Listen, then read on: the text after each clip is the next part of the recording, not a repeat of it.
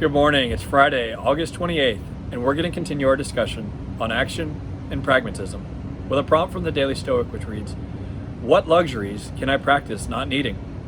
So when I was 24 years old, I went to go work in China for the first time. Or more accurately put, I went to go work offshore in China for the first time. And while I could spend hours retelling bizarre stories of my extended time spent out at the Chinese Sea, there's one in particular that comes to mind with today's prompt. After 3 days of traveling, I finally arrived on the Chongbei platform in Bohai Bay, China, and I went to my sleeping quarters, which I found to be outfitted with 3 sets of bunk beds. I was weary from the travel by land, air, and sea, and I set my stuff down and lay down on my bed. But what I found was no ordinary bed. Not by Western standards, not by Chinese standards, and as I would come to find out, not even by offshore Chinese standards. No, instead of a mattress, I had been given a piece of plywood. And instead of a polyester pillow, I had been given a bag of rice. It was going to be a very rough night of sleep indeed. In fact, as it would turn out, it would be several weeks worth of very rough sleep. What I quickly discovered is that one of the reasons that we sleep on cushioned mattresses is so that we don't bruise. The weight of your body pressing directly into the plywood overnight will turn your shoulders and your hips purple if you sleep on your side, as I do. I remember pillaging my bag for whatever extra clothing I had brought and transforming my shorts and my underwear into a makeshift mattress to sleep on. And it worked. The bruises went away. I survived, and I ended up having one of the most memorable experiences of my life out on that platform.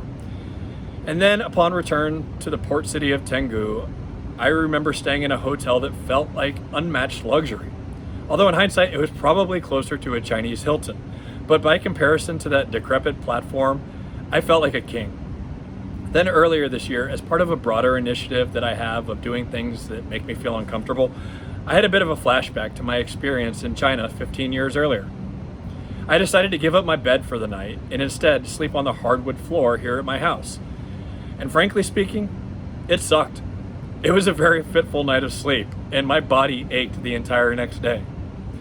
But like in China, I survived. And likewise, the next night my bed felt like the one I first found back in that Chinese Hilton. It was heaven.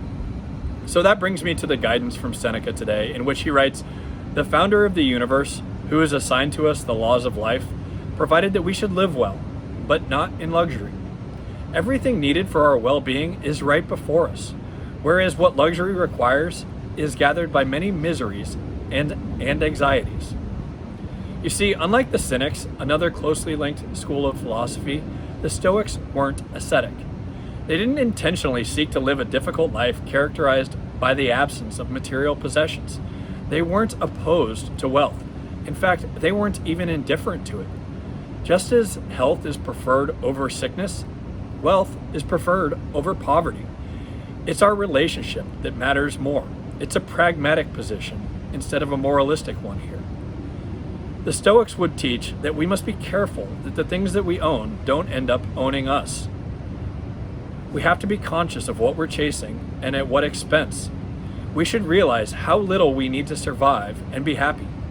And we would be well served to truly appreciate what we do have, like a mattress, for example. Because without one, we would be in for some pretty rough sleep. And you can take my word for that. I'll save you the bruises. And I hope you have a good day. Talk to you soon. Bye.